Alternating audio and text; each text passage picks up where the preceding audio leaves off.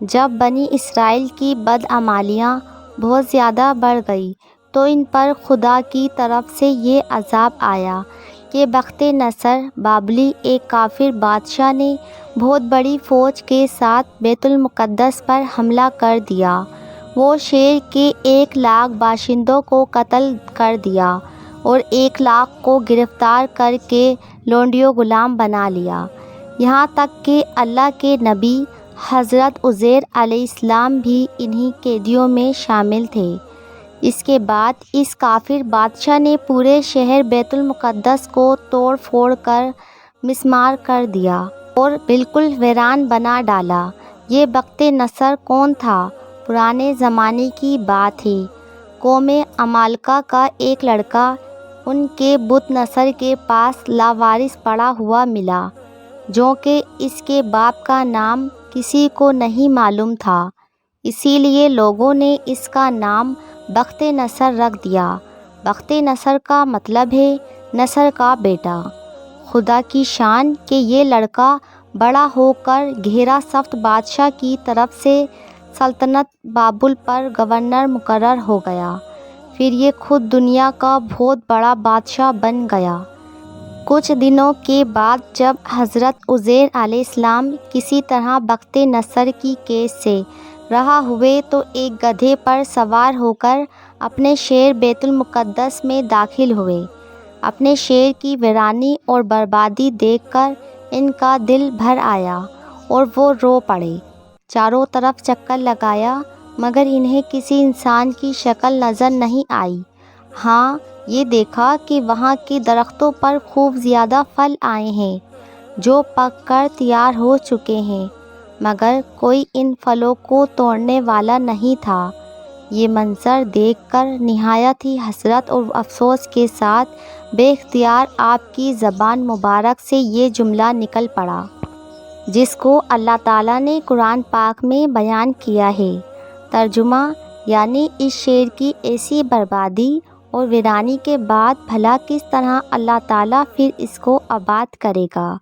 پھر آپ نے کچھ پھلوں کو توڑ کر تناول فرمایا اور انگوروں کو نچوڑ کر اس کا شیرہ نوش فرمایا، پھر بچے ہوئے پھلوں کو اپنے جھولے میں ڈال دیا اور اپنے گدھے کو ایک مضبوط رسی سے باندھ دیا اور پھر آپ ایک درخت کے نیچے لیٹ کر سو گئے۔ اور اسی نیند کی حالت میں آپ کی وفات ہو گئی، اور اللہ تعالیٰ نے درندوں، پرندوں، چرندوں اور جنوں اور انسان سب کی آنکھوں سے آپ کو اوجھل کر دیا کہ کوئی آپ کو نہ دیکھ سکے، یہاں تک کہ 70 برس کا زمانہ گزر گیا۔ تو ملک فارس کے بادشاہوں میں سے ایک بادشاہ اپنے لشکر کے ساتھ بیت المقدس کی اس ویرانی میں داخل ہوا اور بہت سے لوگوں کو یہاں لا کر بسا دیا، اور یوں شہر بھر دوبارہ سے آباد ہو گیا۔ ان لوگوں نے نئی عمارتیں بنانا شروع کر دی اور قسم قسم کے باغات لگا کر اس شہر کو پہلے سے بھی زیادہ خوبصورت اور بارونق بنا دیا۔ جب حضرت عزیر علیہ السلام کو پورے 100 برس وفات کی حالت میں ہو گئے تو اللہ تعالیٰ نے آپ کو زندہ فرمایا، تو آپ نے دیکھا کہ آپ کا گدھا مر چکا ہے اور اس کی ہڈیاں گل سڑ کر ادھر ادھر بکھری ہوئی ہے، مگر حیرانی کی بات یہ تھی کہ تھیلے میں رکھے ہوئے پھل اور مشک میں رکھا ہوا انگور کا شیرہ بالکل بھی خراب نہیں ہوا تھا، نہ پھلوں میں کوئی بدبو، نہ شیرے میں کوئی اوباس یا بدمزگی پیدا ہوئی تھی۔ اور آپ نے یہ بھی دیکھا کہ اب بھی آپ کے سر اور داڑھی کے بال کالے ہیں اور آپ کی عمر وہی 40 برس ہے۔ آپ حیران ہو کر سوچ بچار میں پڑے ہوئے تھے کہ آپ پر وحی اتری اور اللہ تعالیٰ نے آپ سے دریافت فرمایا کہ عزیر، آپ کتنے دنوں تک یہاں ٹھہرے؟ تو آپ نے خیال کر کے کہا کہ میں صبح کے وقت سویا تھا اور اب عصر کا وقت ہو گیا ہے۔ یہ جواب دیا کہ میں دن بھر یا دن بھر سے کچھ کم سوتا رہا۔ تو اللہ تعالیٰ نے فرمایا کہ نہیں اے عزیر، تم پورے 100 برس تک یہاں ٹھہرے رہے، اب تم ہماری قدرت کا نظارہ کرنے کے لیے ذرا اپنے گدھے کو دیکھو کہ اس کی ہڈیاں گل سڑ کر بکھر چکی ہے اور اپنے کھانے پینے کی چیزوں پر نظر ڈالو کہ ان میں کوئی خرابی اور بگاڑ نہیں پیدا ہوا۔ پھر اللہ تعالیٰ نے ارشاد فرمایا کہ اے عزیر، اب تم دیکھو کہ کس طرح ہم ان ہڈیوں کو اٹھا کر ان پر گوشت پوش چڑھا کر اس گدھے کو زندہ کرتے ہیں۔ چنانچہ حضرت عزیر علیہ السلام نے دیکھا کہ اچانک بکھری ہوئی ہڈیوں میں حرکت پیدا ہوئی اور ایک دم تمام ہڈیاں جمع ہو کر اپنے اپنے جوڑ سے مل کر گدھے کا ڈھانچہ بن گیا، اور لمحہ بھر میں اس ڈھانچے پر گوشت پوش بھی چڑھ گیا، اور گدھا زندہ ہو کر اپنی بولی بولنے لگا۔ کہ یہ دیکھ کر حضرت عزیر علیہ السلام نے بلند آواز سے کہا کہ میں خوب جانتا ہوں کہ اللہ سب کچھ کر سکتا ہے۔ اس کے بعد حضرت عزیر علیہ السلام شہر کا دورہ فرماتے ہوئے اس جگہ پہنچے کہ جہاں 100 برس پہلے آپ کا مکان تھا، تو وہاں نہ کسی نے آپ کو پہچانا نہ آپ نے کسی کو پہچانا۔ ہاں، البتہ یہ دیکھا کہ ایک بہت ہی بوڑھی اور اپاہج عورت مکان کے پاس بیٹھی ہے، جس نے اپنے بچپن میں حضرت عزیر علیہ السلام کو دیکھا تھا۔ آپ نے اس سے پوچھا کہ کیا یہی عزیر کا مکان ہے؟ تو اس نے جواب دیا کہ جی ہاں۔ پھر بڑھیا نے کہا کہ ان کو تو 100 برس ہو گئے ہیں کہ وہ بالکل ہی لاپتہ ہو چکے ہیں۔ یہ کہہ کر بڑھیا رونے لگی۔ تو آپ نے فرمایا کہ اے بڑھیا، میں ہی عزیر ہوں۔ تو بڑھیا نے حیرانگی سے کہا، آپ کیسے عزیر ہو سکتے ہیں؟ آپ نے فرمایا کہ اے بڑھیا، مجھ کو اللہ تعالیٰ نے 100 برس تک مردہ رکھا، پھر مجھ کو زندہ فرما دیا، میں اپنے گھر آیا ہوں۔ تو بڑھیا نے کہا کہ حضرت عزیر علیہ السلام تو ایسے باکمال تھے کہ ان کی ہر دعا مقبول ہوتی تھی۔ اگر آپ واقعی حضرت عزیر علیہ السلام ہیں تو میرے لیے دعا کر دیجئے کہ میری آنکھوں کی روشنی واپس آ جائے اور میرا فالج اچھا ہو جائے۔ تو حضرت عزیر علیہ السلام نے اس بڑھیا کے حق میں دعا کی تو اللہ تعالیٰ نے ان کو بینائی واپس کر دی اور ان کا فالج بھی ٹھیک ہو گیا۔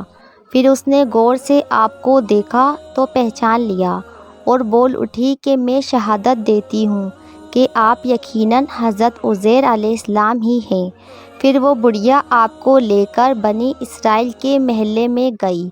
اتفاق سے وہ سب لوگ ایک مجلس میں جمع تھے، اور اسی مجلس میں آپ کا لڑکا بھی موجود تھا جو 118 برس کا ہو چکا تھا، اور آپ کے چند پوتے بھی تھے جو سب بوڑھے ہو چکے تھے۔